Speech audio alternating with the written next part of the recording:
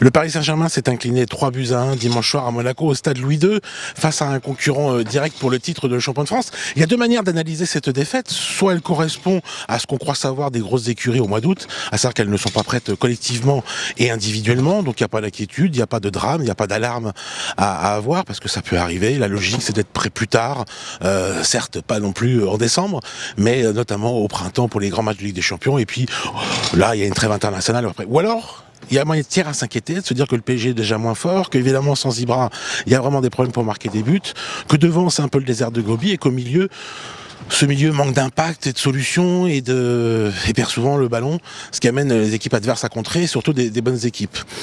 Alors évidemment, les deux raisons peuvent aussi se superposer. On va voir. En tout cas, Emery a déjà grillé un joker.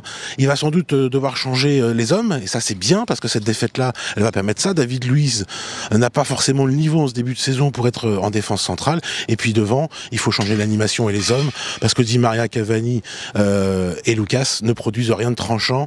Il n'y a pas de poison. Voilà, c'est juste après la trêve. Ça commence contre Saint-Etienne parce qu'après, il y aura la réception d'Arsenal. Il faut déjà un grand PSG pour les débuts en Ligue des Champions.